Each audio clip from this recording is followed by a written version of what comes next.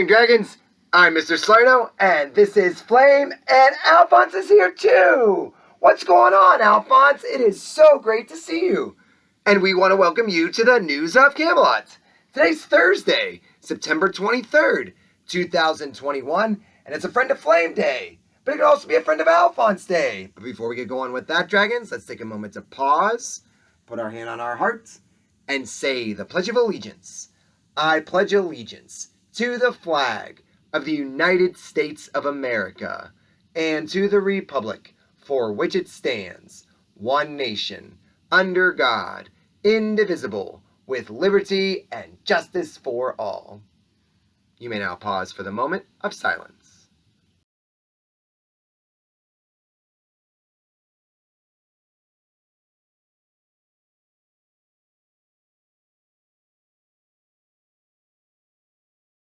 Thanks, dragons, and Flame, the sun is going to rise today at 6:58 in the morning, and Alphonse, the sun is going to set at 7:04 this evening. And dragons, it's a Friend of Flame Day, it's a Friend of Alphonse Day, and we were brainstorming to think of an animal that is a special friend that might work well together, because as we know, dragons, Alphonse and Flame work very well together. They might have differences, and they might be different species, but their teamwork always shines through, especially if they have a common goal. And we found an animal that we thought was perfect to highlight for the Friend of Flame, and that is the Canadian goose.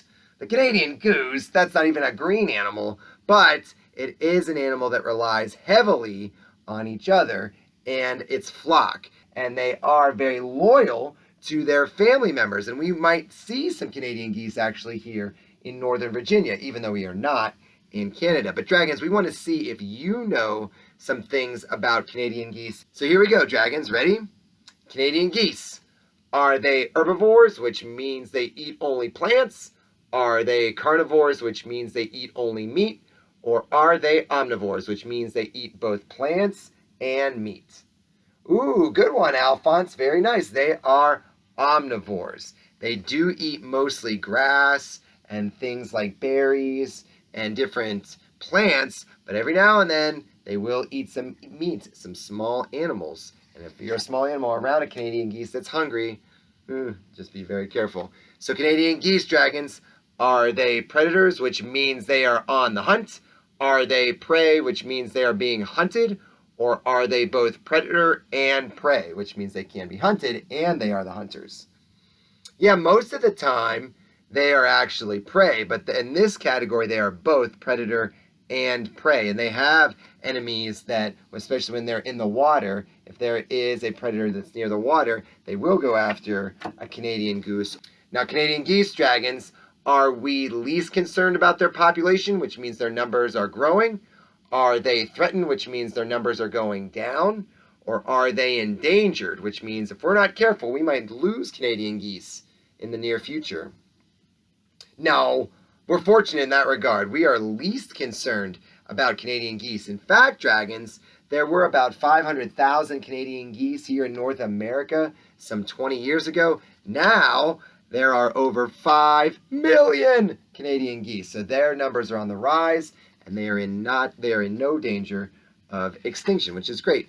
And finally, dragons, there's a special feature on a Canadian goose that allows it to live in multiple climates, especially the cold. What allows the Canadian goose to live in cold climates? Does its beak allow it to live in cold climates? Do their feathers allow them to live in cold climates? Or do their webbed feet allow them to live in cold climates? Yeah, there is a, Flame, come on, there is one good answer here. That's right, the feathers. The feathers of the Canadian goose allow it to live in cold climates. Because, dragons, they are waterproof and they're very insulating, which means they keep them very, very warm. So if you were to pour water on it, or if they were swimming, the water would just fall right off. So even when it's snowing or icy outside, Canadian geese can swim in the water. I know, that's wild. And dragons, you might say, well, what does that have to do with teamwork? Well, we'll tell you. When geese fly together, each goose provides additional lift and reduces air resistance for the goose flying behind it. by flying together in a V formation. You might be able to see the letter V here. Scientists estimate that the whole flock can fly up to 70% farther. If one of the geese fall off of the V formation, it actually gets a lot harder and more challenging for all of the geese to fly because they need each other to stay efficient, to stay together, and to know what direction they're going in. So teamwork definitely makes the dream work when you're a Canadian goose and you're working together to get to a destination. Ta-da! It's time for the birthday box. Now, Alphonse, you wouldn't believe this. Yesterday we had 4 birthdays, and that's a lot of birthdays. That is a lot of birthdays, especially for a Wednesday. So today, Thursday, the 23rd, let's see here. We have Ibrahim Alsuga here in 1st grade. Ibrahim, happy birthday. Clara Belongo in 3rd grade. Happy birthday, Clara. Christopher Ramos Vilca, also in 3rd grade. Happy birthday, Christopher. Jasmine Smith. No way, Jasmine Smith. Happy birthday. That is great. And that's also 4 dragons today. Wow, very cool, dragons. I hope you all have a wonderful birthday. Let's check the mail. We're on a roll with our mail. Let's see here. Lots of letters. Just keep those letters rolling. It says here, Dear Flame, are you happy that we are back in the building again? Do you like school? I do. I love school. It's my favorite thing. And homework is my favorite thing to do. Wow. I am 7 years old. From Kaylin. Oh, well, that is a great letter. That is a lot of words, Kaylin. That's really nice. So thank you for that letter. And this says Mr. Salerno and Flame. This is from Jude Cirxina for the news show. And Jude is in 4th grade, and he made, let me pluck this right here. He made a little bookmark. It says push up and down from each side to get the middle, right? So it looks like Flame, and there's some gentleman with a tie in the middle with this very scary bookmark. Well, that is something, Jude. I hope that guy in the tie can make it out okay, but thank you for that. And here's one more letter. It says, Dear Flame, I have a joke for you. What's a penguin's favorite food? What is a penguin's favorite food? Does anyone know? Tasty fish. No, not according to this. No. An iceberger. Oh, like an iceberger. That's very clever. We do like it. That is a great, great joke. Very nice. And a cool little drawing for you.